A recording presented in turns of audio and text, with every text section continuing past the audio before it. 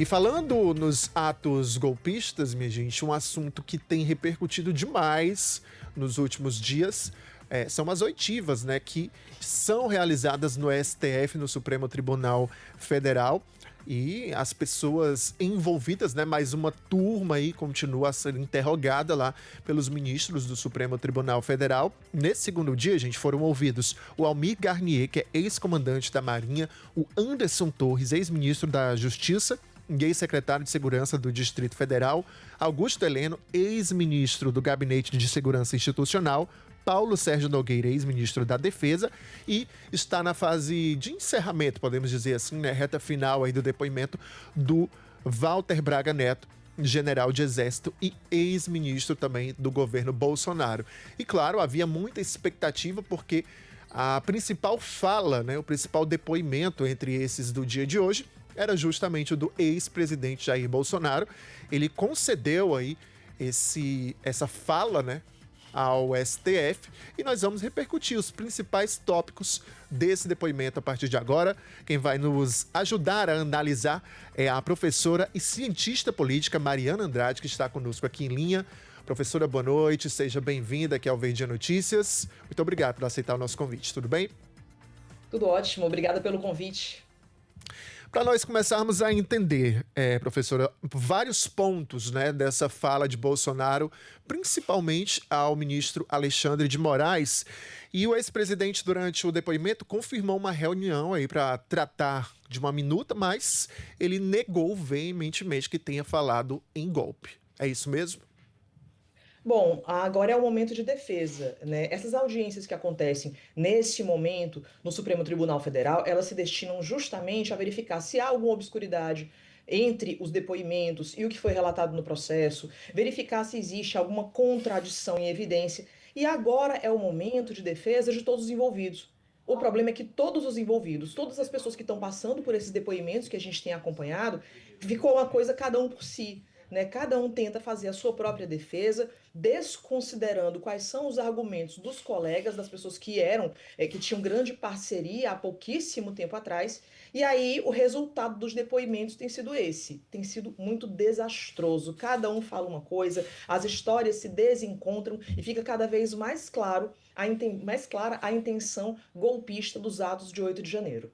E professora, durante a fala, o ex-presidente, inclusive, ele citou várias vezes, né, ainda reforçando a defesa pelo voto impresso, disse que colocou mais uma vez em credibilidade, né, a questão da urna eletrônica. O que a gente pode analisar dessa parte, né, desse trecho da fala do ex-presidente?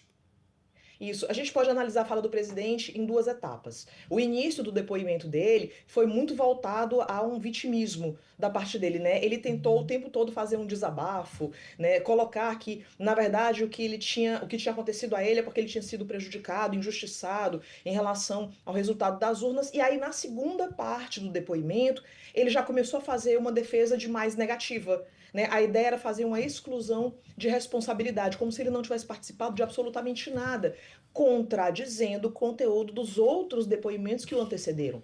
Então, essa postura de estar na defensiva, essa postura de voltar a tocar no tema da falta de credibilidade do processo eleitoral, colocando em xeque a falseabilidade de urnas eletrônicas, a rastreabilidade de urnas eletrônicas, tudo isso faz parte de uma estratégia de defesa, mas que não tem colado muito bem. O grande público já entendeu que as urnas são, sim, auditáveis, que existe um rastreamento, uma preocupação em identificar a integridade das urnas e do processo eleitoral. Quando ele retoma esse assunto, quando ele volta a esse tema, ele dá um argumento forte para o PGR, para o Paulo Gonet, que justamente na denúncia falou sobre isso, sobre essa tentativa do ex-presidente Jair Bolsonaro de descredibilizar o processo eleitoral via descredibilização das urnas eletrônicas. Então ele acaba se prejudicando ainda mais com esse depoimento.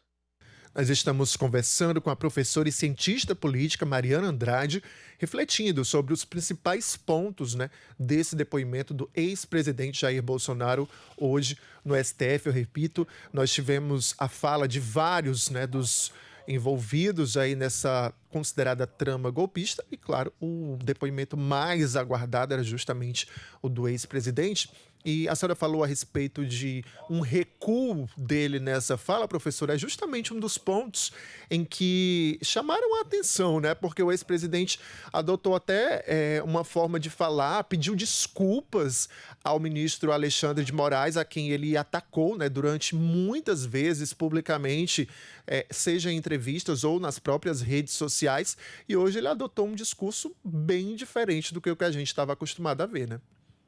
Exato. A gente percebe que o ex-presidente ele tem uma postura mais polida agora, né? Esse momento ele é tão diferente do que ele apresentou há alguns meses atrás, quando ele vociferava contra o Supremo Tribunal Federal, quando ele colocava em xeque as instituições, quando ele falava sobre democracia como sendo algo contrário à solidez dessas instituições, e o STF era o principal alvo. Alexandre de Moraes era o principal alvo. Aí a gente vê hoje, no depoimento, né, em um momento de maior descontração, um momento de leveza do depoimento, ele vai e fala: olha, eu queria que você me acompanhasse, né, quando eu faço as minhas viagens ao Nordeste, vou até lá para fazer campanha, e aí gostaria até que você fosse o vice, né? Quando ele dá essas indicações, fica parecendo muito mais que ele tá nas lonas, que ele tá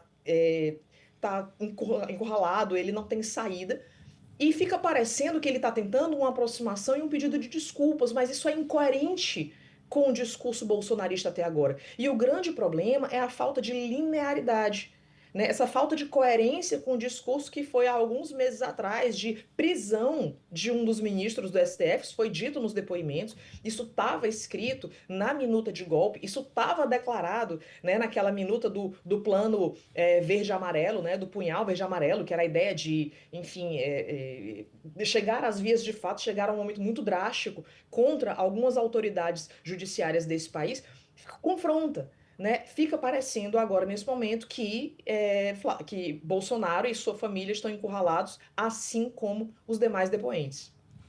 É isso. E, professora, para a gente concluir esse nosso raciocínio, quem está nos acompanhando agora fica naquela dúvida. O que acontece a partir de agora, né? Nós tivemos o segundo dia de depoimentos. Como é que funciona o trâmite daqui para frente? O que é que nós podemos aguardar nos próximos dias? Nos próximos dias, eu acho que o ponto principal é a busca desesperada pelo resgate de capital eleitoral do ex-presidente Jair Bolsonaro, né? Ele se descortinou. Ele tinha um séquito de seguidores, ele tinha uma população, uma parte considerável da população brasileira que apostava numa postura mais firme do ex-presidente no depoimento. Ele se mostrou bastante fragilizado, ele se mostrou bastante. Ele se colocou como vítima dentro de uma situação, com o discurso dele teve muita contradição, e agora caberá ao STF analisar todas as provas coletadas durante esse depoimento, verificar se existem contradições e prosseguir com a ação. O caminho mais previsível até o momento é realmente pela inelegibilidade do ex-presidente Jair Bolsonaro em sede definitiva. O caminho mais previsível agora é uma posição de muita penumbra, de muita preocupação para o ex-presidente e seus apoiadores quando a gente fala de resgate de capital eleitoral. 2026 parece que está cada vez mais distante do ex-presidente a partir de agora. Tá aí, então, as informações e as análises trazidas pela Mariana Andrade, professora e cientista política, a quem a gente agradece por conceder um espaço aí na sua agenda, viu, professora? Boa aula, bom trabalho e até uma próxima. Obrigada.